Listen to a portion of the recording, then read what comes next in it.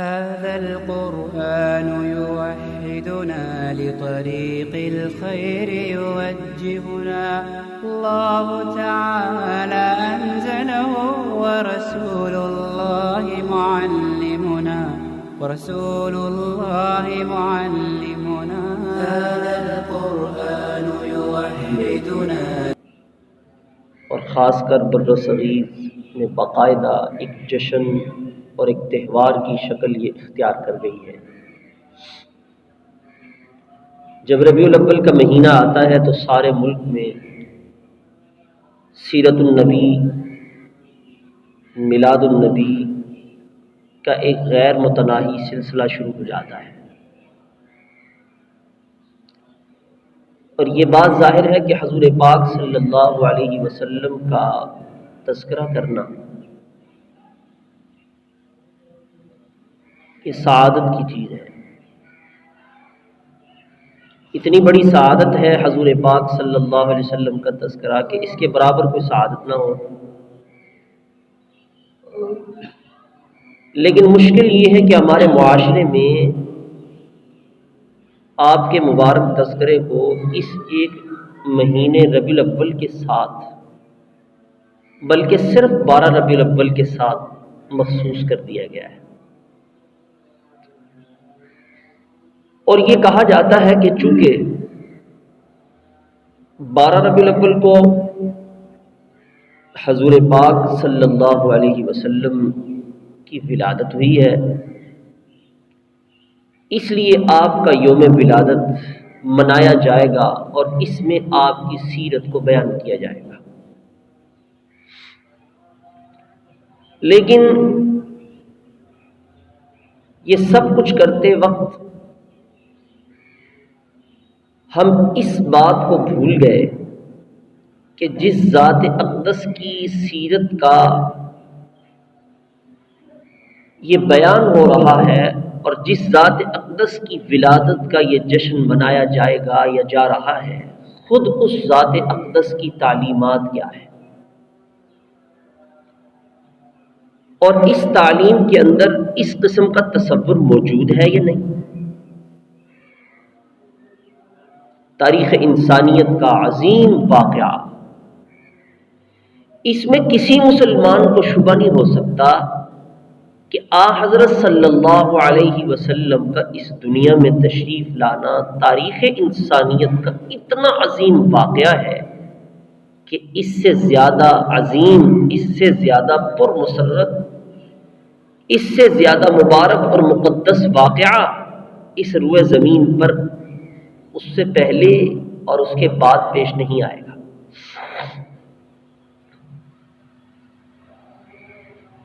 انسانیت کو نبی کریم صلی اللہ علیہ وسلم کی تعلیمات کا نور ملا، آپ کی مقدس شخصیات کی برکات نصیب ہوئی. یہ اتنا بڑا واقعہ ہے کہ تاریخ کا کوئی اور واقعہ اتنا بڑا نہیں ہو سکتا. اور اگر اسلام میں کسی کے یوم پیدائش منانے کا کوئی تصور ہوتا تو سرکار دو عالم صلی اللہ علیہ وسلم کی یوم پیدائش سے زیادہ کوئی دن اس بات کا مستحق نہیں تھا کہ اس کو منایا جائے، اس کو عید قرار دیا جائے. لیکن نبوت مل جانے کے بعد 23 سالہ ایک لمبا عرصہ ہے، رسول کریم صلی اللہ علیہ وسلم دعوت و تبلیغ کی محنت کرتے رہے، دین کی محنت کرتے رہے، اور نبوت کے مل جانے کے بعد 23 سال کا عرصہ رہے. اور ہر سال ربیع الاول کا مہینہ بھی آتا رہا ہے. لیکن نہ صرف یہ کہ آپ نے 12 ربیع الاول کو یوم پیدائش نہیں منایا، بلکہ آپ کے کسی صحابی کے حاشیہ خیال میں بھی یہ تصور نہیں گزرا کہ چونکہ 12 ربیع الاول کو حضور اقدس صلی اللہ علیہ وسلم کی پیدائش ہے، اس لیے اس کو خاص طریقے سے منایا جائے۔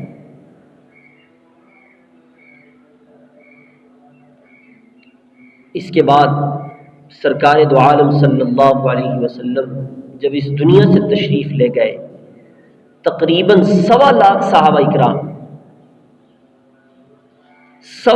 صحابہ کرام کو اس دنیا میں چھوڑ کے گئے۔ وہ صحابہ کرام ایسے تھے کہ سرکار دو عالم صلی اللہ علیہ وسلم کے ایک ایک سانس کے بدلے میں اپنی جان نچھاور کرتے تھے۔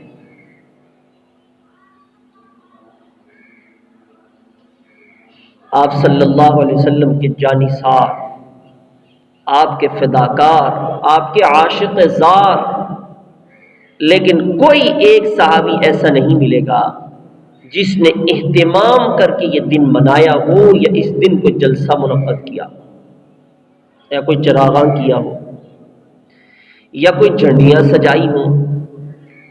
صحابہ کرام نے ایسا کیوں نہیں کیا؟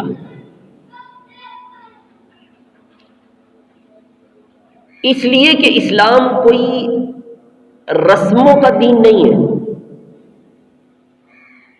جیسا کہ دوسرے اہل مذاہب کہ ان کے ہاں چند ایک رسومات ادا کر لو، انہی رسومات کا نام دین ہے۔ جب وہ رسمیں ادا کر لیں تو پھر چھٹی ہے۔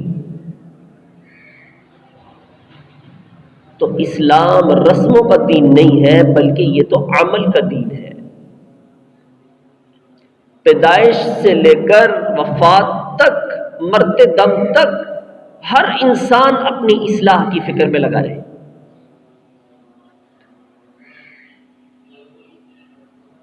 اور سرکار دو عالم صلی اللہ علیہ وسلم کی سنت کی اتباع میں لگا رہے۔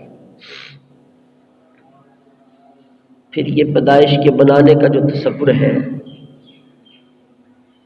یہ تصور ہمارے ہاں عیسائیوں سے آیا ہے۔ حضرت عیسیٰ علیہ السلام کا یوم پیدائش کرسمس کے نام سے 25 دسمبر کو منایا جاتا ہے۔ تاریخ اٹھا کر دیکھیے تو معلوم ہوگا کہ حضرت عیسیٰ علیہ السلام کے آسمان پر اٹھائے جانے کے تقریباً 300 سال تک حضرت عیسیٰ علیہ السلام کے یوم پیدائش منانے کا کوئی تصور بھی نہیں تھا۔ آپ کے حواریین، آپ کے شاگرد، آپ کے متبعین، ان میں سے کچھ لوگوں نے 300 سال کے گزر جانے کے بعد کچھ لوگوں نے یہ بدعت شروع کی، یہ کام شروع کیا اور یہ کہا کہ ہم حضرت عیسیٰ علیہ السلام کا یوم پیدائش منائیں گے۔ اس وقت بھی جو لوگ عیسیٰ علیہ السلام کے دین پر چلنے والے تھے،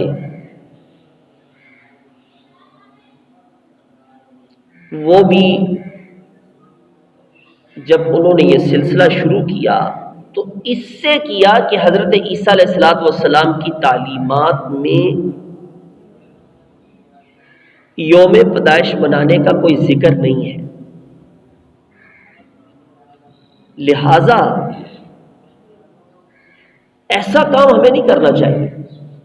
جو حضرت عیسیٰ علیہ السلام کی تعلیمات پہ صحیح چلنے والے تھے، ان کا یہ رد عمل تھا، لیکن جو شروع کرنے والے تھے انہوں نے کہا اس کے منانے میں حرج ہی کیا ہے؟ آج کل والا جواب، اس کے منانے میں حرج ہی کیا ہے؟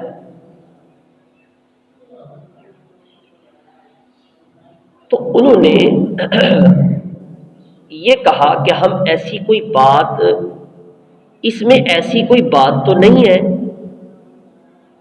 بس اتنا سا ہے کہ ہم اس دن جمع ہو جائیں گے اور حضرت عیسیٰ علیہ السلام کی تعلیمات کا ذکر کریں گے، عیسیٰ علیہ السلام کا ذکر کریں گے، لوگوں کو یاد دلائیں گے، ان کے ذریعے سے ان کو آگاہ کریں گے تاکہ عمل کا شوق پیدا ہو جائے۔ اس لیے ہم کوئی گناہ کا کام نہیں کر رہے. یہ کہہ کے یہ سلسلہ شروع ہوا ہے. آہستہ آہستہ یہ سلسلہ بڑھتا گیا. شروع میں تو یہ تھا کہ 25 دسمبر کی تاریخ آتی تو چرچ میں جمع ہو جاتے، ایک اجتماع ہوتا، ایک پادری صاحب کھڑے ہو کے عیسیٰ علیہ الصلوۃ والسلام کی تعلیمات اور عیسیٰ علیہ الصلوۃ والسلام کی سیرت بیان کرتے تھے. اجتماع ختم ہو جاتا. بات یہاں تک بھی رہتی تو چلو پھر بھی کچھ کہتے، لیکن یہ سلسلہ آگے بڑھتا گیا. کچھ عرصہ گزرنے کے بعد انہوں نے سوچا کہ ہم پادری کی تقریر تو کروا لیتے ہیں، مگر وہ خشک قسم کی تقریر ہوتی ہے، جس کا نتیجہ یہ ہوتا ہے کہ نوجوان حضرات نہیں آ رہے، اور شوقین مزاج لوگ جو ہے نا وہ نہیں آ رہے. ان کو شریک کرنے کے لیے ذرا اس کو دلچسپ بنانا چاہیے تاکہ لوگوں کے لیے دلکش ہو اور لوگوں کی اس میں دلچسپی ہو. تو اب کیا کیا انہوں نے؟ موسیقی شروع کر دی. اب ساتھ حضرت عیسیٰ علیہ الصلوۃ والسلام کی ولادت کا بھی ذکر ہوتا، تعلیمات کا بھی ذکر ہوتا، ساتھ موسیقی کی محفل بھی لگ جاتی. تو موسیقی کے جو شوقین تھے وہ بھی آ جاتے. چلو مجمع تھوڑا سا اور بڑھ گیا. ابھی اس پر بھی بس نہیں ہوا، کہنے لگے ابھی بھی کافی سارے لوگ رہتے ہیں، ذرا شوقین مزاج لوگ ان کو بھی شامل کریں. ساتھ ناچ گانا بھی شروع ہو گیا. پھر ناچ گانا شامل ہو گیا. پھر سوچا کہ اس میں کچھ تماشے بھی ہونے چاہیے. ہنسی مزاح کے کھیل بھی شامل کیے گئے. چنانچہ ہوتے ہوتے یہ ہوا کہ حضرت عیسیٰ علیہ الصلوۃ والسلام کا تذکرہ تو بالکل کھٹے لینے لگ گیا. اب 25 دسمبر آئے گا، عیسیٰ علیہ السلام کا تذکرہ نہیں ہوگا، لیکن ان کی پیدائش کے دن کو منائیں گے شراب نوشی کے ساتھ، موسیقی کے ساتھ، گانے ناچ کے ساتھ، ان سارے کھیل تفریح کے ساتھ ہم منائیں گے. اور یہ ایک جشن کی شکل و صورت اختیار کر گیا. اب اس میں موسیقی بھی ہے، شراب نوشی بھی ہے، جوا بھی ہے، دنیا بھر کی ساری خرافات کرسمس میں شامل ہو گئی، اور عیسیٰ علیہ السلام کی تعلیمات بالکل پیچھے رہ گئی. اب اس وقت آپ اندازہ لگائیے کہ مغربی ممالک میں جب کرسمس کا دن آتا ہے، عیسیٰ علیہ السلام کی پیدائش کا دن آتا ہے، تو اس میں کیا طوفان برپا ہوتا ہے. اس ایک دن میں اتنی شراب پی جاتی ہے کہ باقی دنوں میں اتنی نہیں پی جاتی. اس ایک دن میں اتنے حوادثات ہوتے ہیں کہ پورے سال اتنے نہیں ہوتے. اس ایک دن میں عورتوں کی عصمت دری اتنی ہوتی ہے کہ اس کے علاوہ دنوں میں اتنی نہیں ہوتی، پورے سال میں اتنی نہیں ہوتی. تو نام تو حضرت عیسیٰ علیہ السلام کی پیدائش کے دن کا تھا، لیکن ساتھ ساتھ خرافات شامل ہوتی گئیں اور نتیجہ یہاں تک پہنچ گیا. اب آپ ہر 25 دسمبر کو ذرا اخبارات اٹھائیں، ذرا ٹیلی ویژن پہ دیکھیں، مختلف علاقوں میں خبریں سنیں، آپ کو یہ خبر ملے گی آج مغربی ممالک میں یہ ہو رہا ہے، یہ تماشا ہو رہا ہے عیسیٰ علیہ الصلوۃ والسلام کی ولادت کے دن. ذرا آنکھیں کھول کے دیکھ کے آئے، پتہ چلے گا. اس کی وجوہات کیا ہیں؟ اللہ رب العزت نے انسان کی نفسیات اور اس کی کمزوریوں سے اللہ رب العزت واقف ہے. تو اللہ تعالیٰ یہ جانتے ہیں کہ اس کو ذرا سے شوشہ دے دیا گیا تو یہ کہاں سے کہاں تک بات پہنچائے گا. اسی واسطے کسی دن منانے کا کوئی تصور اسلام میں نہیں ہے. جس طرح کہ کرسمس حضرت عیسیٰ علیہ الصلوۃ والسلام کی ولادت کے دن کے ساتھ ہوا، اسی طرح یہاں بھی ہوا ہے. حضور پاک صلی اللہ علیہ وسلم 23 سال تک رہے نبوت کے مل جانے کے بعد۔ ہر سال ربیع الاول آیا، آپ نے نہیں منایا۔ صحابہ اکرام 1.25 لاکھ صحابہ اکرام تھے، 1 صدی پر محیط، اس سے بھی زائد۔ لیکن صحابہ اکرام کی تاریخ اٹھا کے دیکھیں، ابو بکر صدیق رضی اللہ عنہ، عمر فاروق رضی اللہ عنہ، عثمان غنی رضی اللہ عنہ، حضرت علی المرتضیٰ رضی اللہ عنہ، حضرت حسن رضی اللہ عنہ، حضرت حسین رضی اللہ عنہ، حضرت امیر معاویہ، بڑے بڑے صحابہ اکرام رضوان اللہ علیہم اجمعین۔ لیکن کسی کی زندگی کی تاریخ میں یہ بات نہیں ملتی کہ 12 ربیع الاول کو مخصوص طور پہ اس انداز سے منایا گیا۔ اب ہوا کیا کہ حضور پاک صلی اللہ علیہ وسلم کی ولادت کا یہ دن ٹوٹ جائے گا، انہیں تو بہو یہ ٹوٹ جائے گا، انہیں تو بہو انہوں سمجھاؤ۔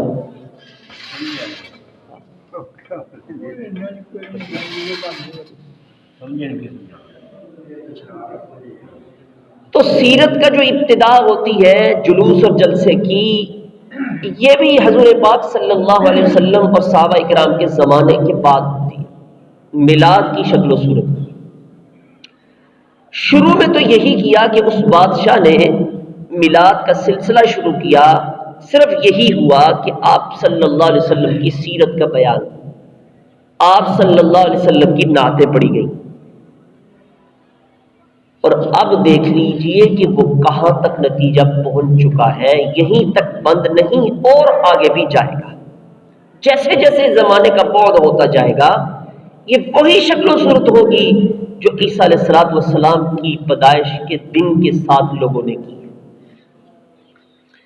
یہ تو حضور پاک صلی اللہ علیہ وسلم کا معجزہ ہے کہ 1400 سال گزر جانے کے بعد بھی حضور پاک صلی اللہ علیہ وسلم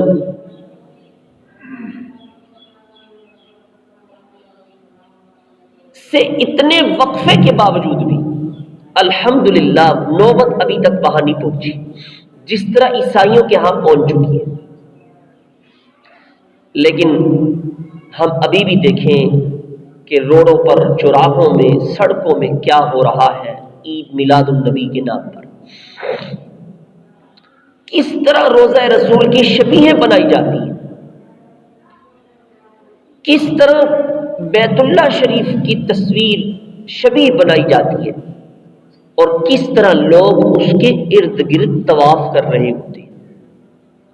طواف تو صرف بیت اللہ جو مکہ مکرمہ میں ہے وہاں پہ ہے، اس کے علاوہ کسی عمارت کے ارد گرد طواف کا حکم نہیں ہے۔ اس کی شبیہیں تیار کر کے اس کے ارد گرد طواف کر رہی ہیں، پھر وہاں جانے کا کیا مقصد ہوا؟ اگر طواف کا یہی ثواب مل رہا ہے تو وہاں جانے، جو وہاں کر رہے ہیں ان کے لیے کیا اجر ہوگا؟ اور چاروں طرف ریکارڈنگیں ہو رہی ہیں، کسی طرف چراغاں کیا جا رہا ہے، اور میں حیران ہوں۔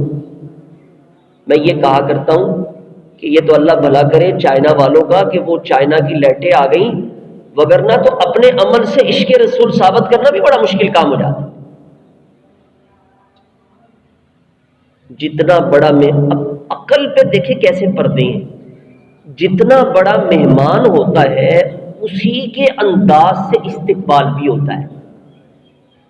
آنا ہے امام الانبیاء نے اور گھر میں چھوٹی چھوٹی لائٹیں لگائی ہوئی، واہ بھائی واہ، یہ گستاخی پر مبنی نہیں ہے؟ ذرا عقل، تھوڑا سا عقل سے تو شیطان نے کیسا کام کروایا۔ شیطان یہ نہیں اس نے سکھایا، شیطان نے کہ چلو امام الانبیاء کے آنے پہ رسم تم ادا کر رہے ہو، ایک بدعت کر رہے ہو، کو ہزار واٹ کے بلب تو لگاؤ، کو بڑی بڑی روشنی تو کرو۔ اور پھر امام الانبیاء ساری کائنات کے لیے آئے ہیں، صرف آپ کے گھر کے لیے نہیں آئے۔ یہ چھوٹی چھوٹی لگا کے جو ہم روشنی چراغاں کر رہے ہیں، یہ کیا چراغاں ہے؟ اس کو چراغاں کہتے ہیں۔ اور پھر کچھ دن لگانے کے بعد اس کو اتار دیتے ہیں۔ تو امام الانبیاء کے آنے کی خوشی ہے تو وہ کون سا کوئی ایک ہی گھڑی کے لیے ہے، وہ تو ہر وقت کے لیے، ہر دم کے لیے۔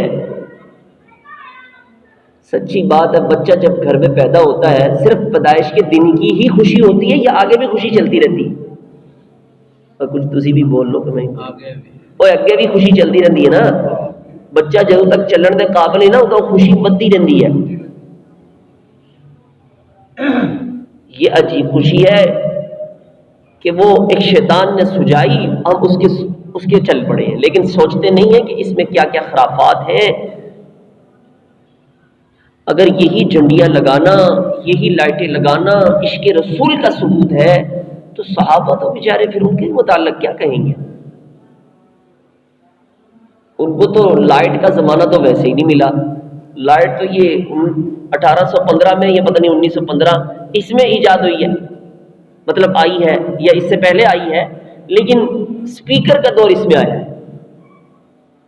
اس سے پیچھے چلتے چلے جائے، وہ حضرات صحابہ اکرام کو تو لائٹ کا زمانہ ہی نہیں ملا، تو کیا وہ عاشق رسول ہی نہیں؟ لیکن رات میں لائٹ کا انتظام دیووں کے ساتھ کیا کرتے تھے، بڑے بڑے دیوے، ان کے ساتھ لائٹ کا انتظام ہوتا تھا. تو وہ تو اور ہی زیادہ لگانے پڑیں گے. صحابہ سمجھتے کہ یہ عشق رسول ہے تو سچی بات ہے ساری دنیا سے وہ جمع کر لیتے تیل کو، اور ان چلانے والی چیزوں کو بڑے بڑے بنا کے لگاتے. لیکن انہیں علم ہے کہ یہ عشق رسول کی چیزیں نہیں ہیں، اسلامی تعلیمات یہ نہیں ہے، تو اسلام میں یہ طریقہ نہیں ہے.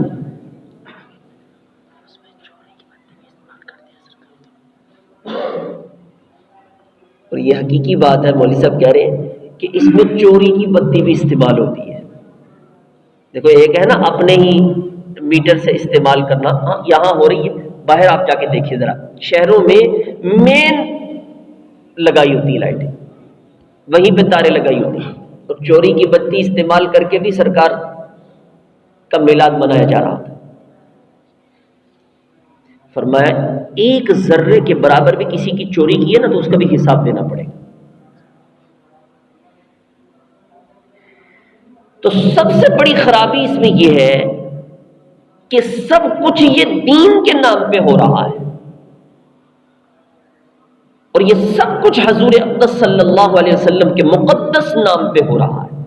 یہ سب کچھ حضور پاک صلی اللہ علیہ وسلم کی محبت کے نام پہ ہو رہا ہے. اور کیا کہا جاتا ہے؟ یہ بڑے اجر و ثواب کا کام ہے کہ آج 12 ربیع الاول ہے، چراغاں کرو، عمارتوں کو روشن کرو، راستوں کو سجاؤ کہ ہم حضور پاک صلی اللہ علیہ وسلم کی محبت کا حق ادا کر دیں. اگر ان سے پوچھا جائے کہ بھائی دین پر بھی کچھ عمل کیا ہے،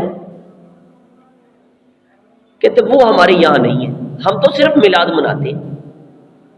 ہمارے یہاں تو حضور پاک صلی اللہ علیہ وسلم کی پیدائش کا دن چراغوں کے ساتھ منایا جاتا ہے، روشنیاں کی جاتی. اس طرح دین کا حق ادا ہو رہا ہے، حالانکہ یہ طریقہ اسلام کا طریقہ نہیں ہے، حضور اقدس صلی اللہ علیہ وسلم کا مبارک طریقہ نہیں ہے، آپ کے صحابہ اکرام کا یہ طریقہ نہیں ہے. اگر اس طریقے میں خیر و برکت ہوتی تو سچی بات ہے ابو بکر صدیق رضی اللہ تعالیٰ عنہ، عمر فاروق رضی اللہ تعالیٰ عنہ، عثمان غنی رضی اللہ تعالیٰ عنہ، علی المرتضی رضی اللہ تعالیٰ عنہ اس سے پیچھے رہنے والے نہیں تھے. مفتی شفیع عثمانی صاحب ایک مثل کہاوت سنایا کرتے تھے. ان کے ہاں یہ کہاوت مشہور تھی کہ بنیے سے سیانہ 100 باولا، کہ اگر کوئی شخص یہ دعویٰ کرتا ہے کہ میں تجارت میں بنیے سے زیادہ سیانہ ہوں، ہوشیار ہوں، اس سے زیادہ جو ہے وہ تجارت کرنا جانتا ہوں، تو اس کو کہتے ہیں یہ باولا ہے، یہ پاگل ہے. اسی طرح اگر کوئی شخص یہ سمجھتا ہے کہ میں صحابہ کرام سے بڑھ کر عاشق ہوں، صحابہ کرام سے بڑھ کر رسول پاک صلی اللہ علیہ وسلم سے محبت کرنے والا ہوں، تو کہا یہ جائے گا یہ پاگل ہے. یہ کیا ہے؟ یہ پاگل ہے. اس لیے صحابہ کرام رضوان اللہ علیہم اجمعین کا یہ حال تھا کہ نہ جلسہ تھا، نہ جلوس تھے، نہ چراغاں تھا، نہ جھنڈیاں تھیں، نہ سجاوٹ تھی، ایک ہی چیز ان کی زندگی میں تھی، وہ یہ کہ سرکار دو عالم صلی اللہ علیہ وسلم کی سیرت طیبہ زندگیوں میں رچی بسی ہوئی تھی۔ ان کے ہاں ہر دن ہی سیرت کے منانے کا دن ہوتا تھا، ان کا کام ہی ہر دن کا رسول کریم صلی اللہ علیہ وسلم کی سنتوں کو اپنانا تھا۔ تو چونکہ وہ جانتے تھے کہ سرکار دو عالم صلی اللہ علیہ وسلم اس لیے دنیا میں تشریف نہیں لائے کہ اپنا دن منوائیں، اپنی تعریفیں کروائیں، اپنی شان میں قصیدے پڑھوائیں، خدا نہ کرے اگر یہ مقصود ہوتا آپ کو یہ پیشکش بھی کی گئی تھی کہ اگر آپ سردار بننا چاہتے ہیں ہم آپ کو سرداری دیں گے، اگر عورت چاہتے ہیں تو ہم عورت دیں گے۔ حضور پاک صلی اللہ علیہ وسلم نے ارشاد فرمایا آسمان سے سورج اتار کر میرے ایک ہاتھ پہ لا کے رکھ دو، چاند اتار کر میرے دوسرے ہاتھ میں لا کے رکھ دو، میں اللہ کا پیغام آگے پہنچانے سے پھر بھی باز نہیں آؤں۔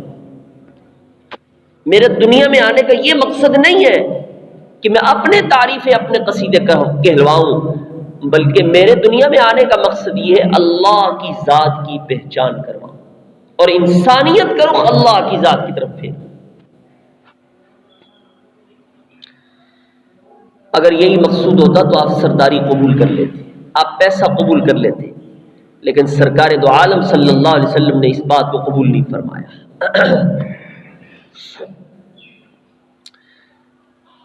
اس لیے قرآن مقدس میں اللہ رب العزت نے فرمایا لقد كان لكم في رسول الله اسوة حسنة لمن كان يرجو الله واليوم الآخر وذكر الله كثيرا۔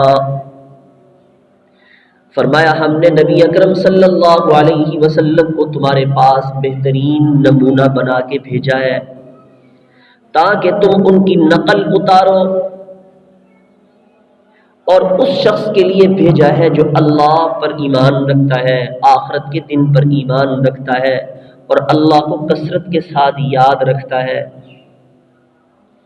اب سوال یہ پیدا ہوتا ہے کہ نمونے کی کیا ضرورت ہے؟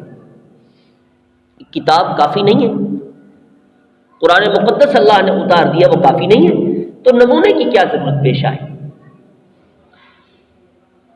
اس لیے کہ اللہ رب العزت نے انسانیت کی فطرت میں، انسانیت کی جبلت میں یہ بات ڈال دی ہے کہ صرف کتاب اس کی اصلاح کے لیے کافی نہیں ہے، بلکہ اس کے لیے اسے ایک آئیڈیل چاہیے، نمونہ چاہیے۔ کوئی بھی علم و ہنر ہے اس کے سکھانے کے لیے صرف کتاب کافی نہیں ہے، بلکہ جب تک نمونہ سامنے نہ ہو اس وقت تک یہ محض کتاب پڑھنے سے کوئی علم اور فن حاصل نہیں کر سکتا۔ یہ چیز اللہ نے انسان کی فطرت میں رکھ دی ہے۔ ڈاکٹر ہے تو وہ ہاؤس جاب اس کے لیے لازم ہے، کتابیں پڑھ لی، میڈیکل سائنس میں مہارت، کتابوں کو پڑھ کے دوسروں کا علاج نہیں شروع کرتا۔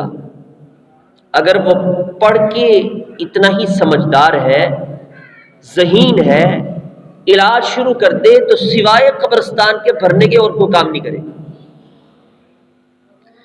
چنانچہ دنیا بھر کا قانون ہے کہ اگر کسی شخص نے MBBS کی ڈگری حاصل کر لی ہے، اس کو اس وقت تک عام پریکٹس کی بھی اجازت نہیں ہے جب تک وہ ایک مدت تک ہاؤس جاب نہ کر لے، جب تک کسی ہاسپٹل میں کسی ماہر ڈاکٹر کی نگرانی میں رہ کے اس کو دیکھ نہ لے، اس وقت تک صحیح ڈاکٹری بھی وہ نہیں کر سکتا، اس لیے کہ اس نے اب تک کتاب میں پڑھا تو ہے، ابھی اس کے سامنے عملی نمونہ نہیں ہے۔ اب مرض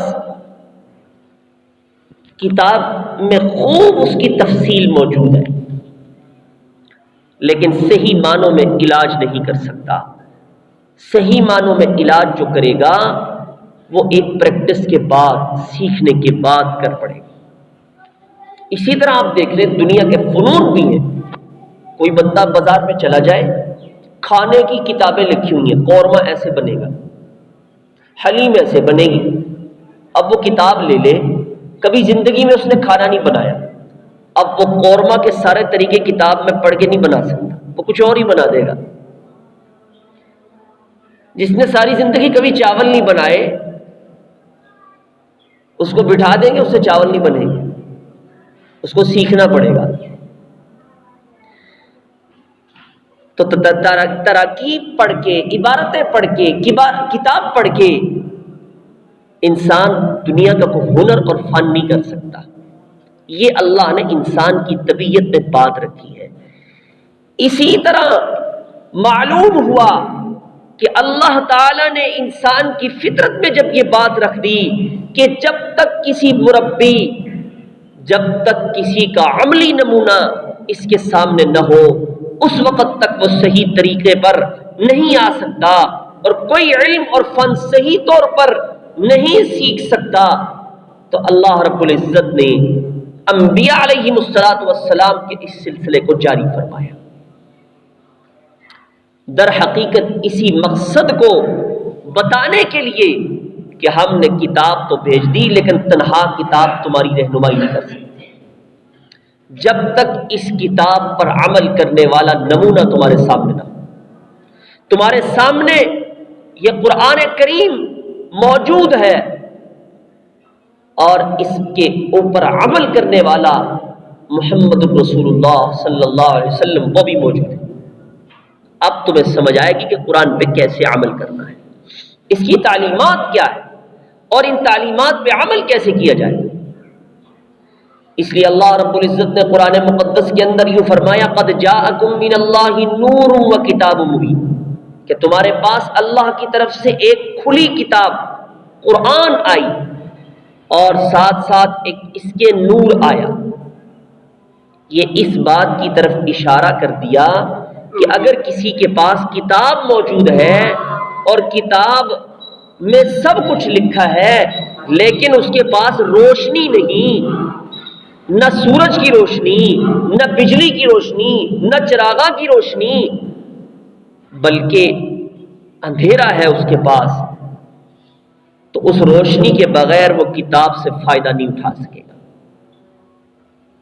جس طرح دن کی روشنی ضروری ہے کام کرنے کے لیے، بجلی کی روشنی ضروری ہے، اسی طرح کتاب کو سمجھنے کے لیے رسول اللہ صلی اللہ علیہ وسلم کی تعلیمات کی روشنی بھی ضروری ہے۔ اور بعضوں نے یہاں پہ نور پہ آپ صلی اللہ علیہ وسلم کی ذات مراد لی ہے کہ آپ نور ہیں، حالانکہ اس آیت میں نور سے مراد حضور پاک صلی اللہ علیہ وسلم کی تعلیمات ہے۔ تو قرآن مقدس کے اوپر عمل جو ہوگا وہ حضور پاک صلی اللہ علیہ وسلم کی تعلیمات کی روشنی میں ہوگا، پھر انسان سیدھے راستے پر چل سکے گا۔ اس لیے اللہ رب العزت نے آپ صلی اللہ علیہ وسلم کو مبعوث فرمایا، اور آپ کی تعلیمات کا نور کتاب اللہ کی عملی تشریح کرے گا، اور یہ کتاب اللہ کے اوپر عمل کرنا تمہیں سکھائے گا۔ تو حضور پاک صلی اللہ علیہ وسلم کو اللہ نے عملی نمونہ بنایا کہ آپ کی تعلیمات کے مطابق زندگی بسر کرو، کتاب اللہ پہ تمہارا عمل ہوتا چلا جائے۔ تم مسلمان ہو، زندگی کے ہر شعبے میں کتاب اللہ پہ عمل کرنا چاہتے ہو تو رسول اللہ صلی اللہ علیہ وسلم کی تعلیمات کو دیکھو۔ رسول اللہ صلی اللہ علیہ وسلم کی تعلیمات کے مطابق کر سکتے ہو۔ اگر تم ایک باپ ہو تو یہ دیکھو کہ فاطمہ کے باپ نے کیا کیا تھا۔ اگر تم ایک شوہر ہو تو یہ دیکھو کہ سیدہ عائشہ کے شوہر نے ان کے ساتھ کیسی زندگی بسر کی ہے۔ اور اگر تم حاکم ہو تو مدینے کے حاکم کو دیکھو کہ اس نے کیسی زندگی بسر کی ہے۔ اور اگر تم مزدور ہو تو یہ دیکھو کہ مکہ کی پہاڑیوں کے اندر بکریاں چرانے والا اس نے کیسے بکریاں چرائی ہیں۔ اور اگر ایک تم تاجر ہو تو سرکار دو عالم صلی اللہ علیہ وسلم کی شام کی تجارت کا سفر دیکھو. جو آپ نے تجارت کا طریقہ اختیار کیا تم بھی اس کو اختیار کرو. تو زندگی کا کوئی شعبہ ایسا نہیں ہے، تجارت ہو، زراعت ہو، سیاست ہو، ہر طریقے میں حضور پاک صلی اللہ علیہ وسلم کا عملی نمونہ موجود ہے. بس تم نمونے کو دیکھو، اس کی پیروی کرو. اس مقصد کے لیے فرمایا ہم نے امام الانبیاء وجہ کائنات حضرت محمد مصطفیٰ صلی اللہ علیہ وسلم کو مبعوث فرمایا ہے. اب صحابہ کرام رضوان اللہ علیہم اجمعین کا ذرا ادب دیکھیے کیا ہے. ہر بات، ہر آن، ہر گھڑی حضور پاک صلی اللہ علیہ وسلم کی اتباع کس طرح کیا کرتے تھے. ایک دفعہ مسجد نبوی میں حضور پاک صلی اللہ علیہ وسلم خطبہ ارشاد بیان کر رہے ہیں، خطبہ ارشاد فرما رہے ہیں کہ کچھ لوگ وہاں سامنے ارد گرد کھڑے ہوئے، جیسے آپ نے دیکھا جلسے جلوسوں میں کچھ بیٹھ جاتے ہیں، کچھ سامنے کھڑے ہو جاتے ہیں. تو حضور کریم صلی اللہ علیہ وسلم نے دیکھا، فرمایا اب طریقہ عملاً جو عملی طریقہ ہے، سنت ہے، وہ طریقہ تو یہ ہے کہ یا تو بیٹھ کے سنو، اگر نہیں سننا چاہتے ہو تو اپنا رستہ لو. یہاں کھڑا ہونے کا کیا مقصد ہے؟ اسی مقصد کے پیش نظر صحابہ کرام کی چونکہ تربیت بھی کرنی ہے، صحابہ کرام کھڑے ہوئے تھے کچھ، تو حضور پاک صلی اللہ علیہ وسلم نے فرمایا بیٹھ جاؤ، بات سننی ہے تو بیٹھ جاؤ. مقصد تو یہی تھا. اب مسجد نبوی کے دروازے کے باہر بھی کچھ صحابہ وہ تو اپنے کام کے لیے آ جا رہے تھے، ان میں حضرت عبداللہ بن مسعود بھی تھے. وہ آنے لگے تھے مسجد کی جانب، ابھی راستے کے درمیان میں پہنچے کہ حضور پاک صلی اللہ علیہ وسلم کی آواز کان میں پڑ گئی کہ حضور پاک صلی اللہ علیہ وسلم نے ارشاد فرمایا بیٹھ جاؤ. تو حضرت عبداللہ بن مسعود وہیں بیٹھ گئے. جو صحابہ تھے یہاں قریب مجلس میں وہ تو بیٹھ ہی گئے، حضرت عبداللہ بن مسعود وہیں بیٹھ گئے. حضور پاک صلی اللہ علیہ وسلم خطبہ ارشاد فرمانے کے بعد جب باہر تشریف لے جانے لگے، فرمایا عبداللہ میں نے تو جو مسجد کے اندر تھے، قریب تھے، میں نے تو ان سے کہا تھا بیٹھ جاؤ، تم وہیں بیٹھ گئے. فرمایا یا رسول اللہ آپ کی آواز میرے کان میں پڑ گئی تھی، اور عبداللہ بن مسعود جب آپ کی آواز کان میں پڑ جائے تو اس سے 1 انچ بھی آگے پیچھے نہیں ہل سکتا.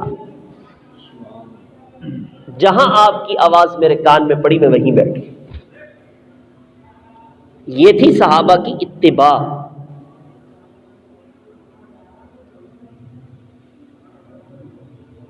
فاتح ایران جب وہاں پہنچے تو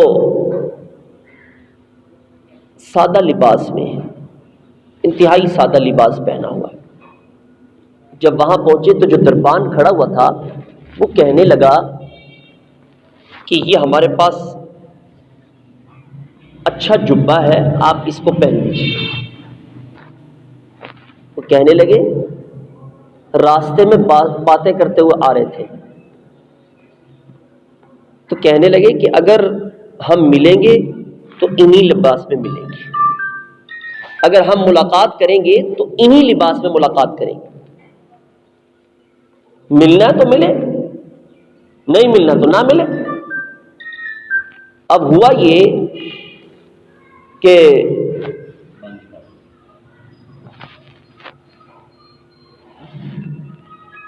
جو دربان تھا اس نے پیغام اندر پہنچایا کہ یہ جو آپ نے لباس دیے اس کو پہننے کے لیے تیار نہیں ہے. اچھا اس نے دیکھا دربان میں کہ ان کے ہاتھوں میں جو تلواریں پکڑی ہوئی ہیں نا وہ بھی ٹوٹی ہوئی ہیں،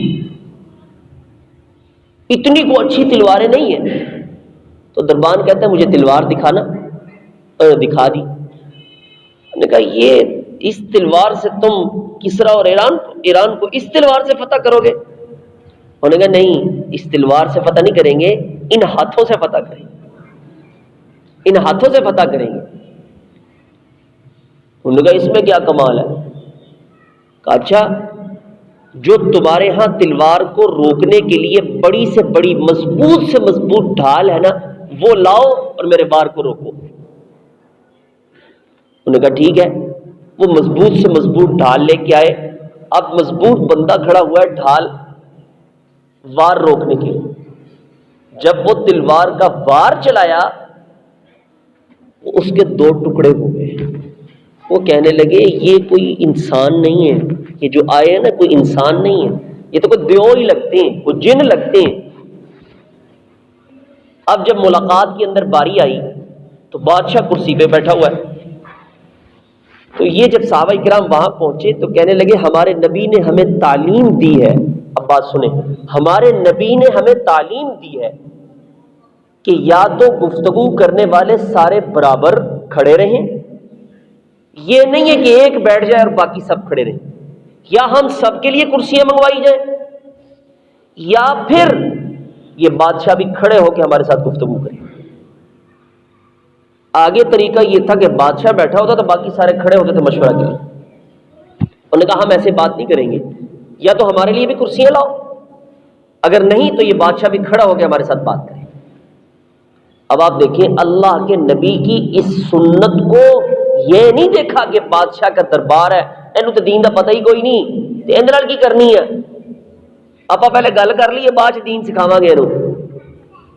انہوں نے کہا نہیں، ہمارے نبی کی سنت یہ ہے، لہذا تم یا کھڑے ہو کے ہم سے گفتگو کرو گے یا پھر ہم بھی بیٹھیں گے، ہمارے لیے بھی کرسیاں منگوائی۔ اس نے کہا میں تمہارے ساتھ گفتگو کروں گا ہی نہیں۔ انہوں نے کہا ہم کون سا اتنے جو ہے نا مر رہے تیرے سے گفتگو کرنے کے لیے۔ تو اس نے شاہ ایران نے مٹی منگوائی، کچھ لوگ تحفے دیتے تحائف دیتے ہیں، انہوں نے کہا میں تمہیں نا انعام میں یہ مٹی دے رہا ہوں، میں تم سے گفتگو ہی نہیں کروں گا۔ تو صحابی جب مٹی لے رہے تھے نا، انہوں نے کہا سن پھر اس مٹی پہ ہمارا قبضہ ہو چکا ہے، یہ کہہ کے نکل آئے۔ تو وہ بادشاہ جو اس کے ارد گرد مشیر، انہوں نے کہا بادشاہ یہ تو بات ہی اس نے بڑی عجیب بری، اس سے بڑی بری فال نکلتی ہے،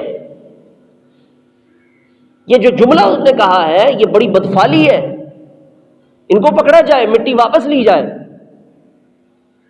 پیچھے نکلے گئے لیکن وہ قابو میں نہیں آئے، اب نکل چکے۔ پھر اللہ نے انہی کے ہاتھ پہ اس ایران کو فتح کیا تھا، لیکن وہاں جا کے بادشاہ کے سامنے بھی اللہ کے نبی کے عمل کو، طریقے کو بتلا دیا۔ حضرت حذیفہ بن یمان کسریٰ کے دربار میں پہنچے، اب ہوا کیا، دسترخوان لگا، کھانا لگ گیا تو لقمہ ہاتھ سے نیچے گر جاتا ہے۔ حضرت حذیفہ بن یمان کے ذہن میں فوراً خیال آیا کہ اللہ کی نبی کی سنت یہ ہے کہ اگر لقمہ نیچے گرے اس پہ مٹی وغیرہ لگی ہوئی ہو تو اس کو صاف کر کے اس کو کھا لینا چاہیے۔ حضرت حذیفہ بن یمان نے اس کو اٹھایا، کھانے لگے تو ساتھ والا کونی مارتا ہے۔ حضرت حذیفہ نے دیکھا، انہوں نے کہا بادشاہ بیٹھے نے تو کی کرن دے ہیں، ہلو روٹی چوکے کھا رہے ہیں۔ تو حضرت حذیفہ بن یمان کہنے لگے اترک سنت حبیبی لہؤلاء الحمقاء، میں ان بے وقوفوں کی وجہ سے نبی کی سنت کو چھوڑ نہیں سکتا، میں ان بے وقوفوں کی وجہ سے نبی کی سنت کو چھوڑ نہیں سکتا ہوں۔ یہ تھے صحابہ اکرام جو سنت پہ عمل کرنا ہر موقع پر ہر وقت جانتے تھے، چاہے دشمن سامنے کیوں نہ ہو۔ ایسی شادیاں تے جا کے نا، اپنے دی شادیاں تے جا کے نال انہاں دے رسماں دے شریک ہونے ہیں، کوئی گل نہیں جی، مولوی جی ساڈے جڑے نا رشتہ دار جڑا نا گانا بند نہیں ہون دیندے پے، تسی بھی سن لو۔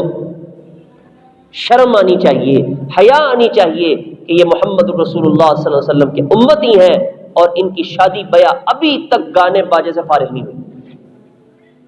یہ رسول اللہ کی سنت، اور اس سے اچھا ہے شادی نہ کرو، کچھ اور کر لو۔ پھر اللہ کے نبی کی سنت ادا کرتے ہوئے سنت کے اوپر عمل نہیں ہے، اور وہی رسم و رواج ابھی تک چل رہا ہے، وہی گانا ناچ ابھی تک چل رہا ہے، وہی ڈھول ڈمکا ابھی تک چل رہا ہے۔ مسلمان سمجھ رہے ہیں اپنے آپ کو بہت بڑا، یہ اسلام نہیں ہے، رسول اللہ صلی اللہ علیہ وسلم کا طریقہ نہیں ہے۔ حضرت عثمان جب صلح حدیبیہ کے موقع پر مکہ میں داخل ہوئے تو شلوار ٹخنوں سے اوپر تھی. سرداران عرب کے ہاں یہ رواج تھا کہ کپڑا جو ہے وہ نیچے جتنا جس کا نیچے زیادہ ہوگا اتنی اس کی عزت سمجھی جاتی تھی, عزت کی جاتی.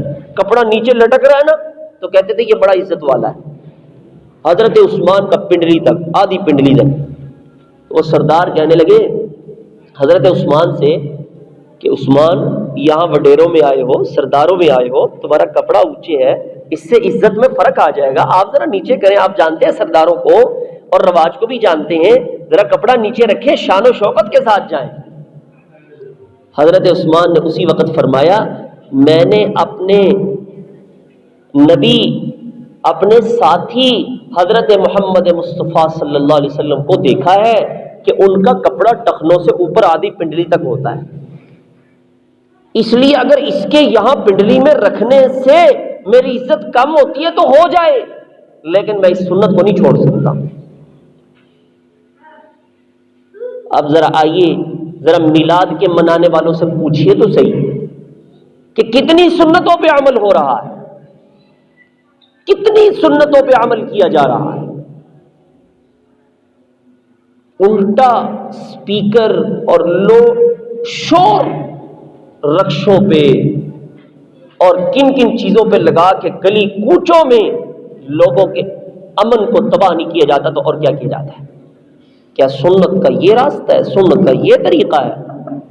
نہ کسی بیمار کا خیال, نہ کسی اور کا خیال جاری ہے.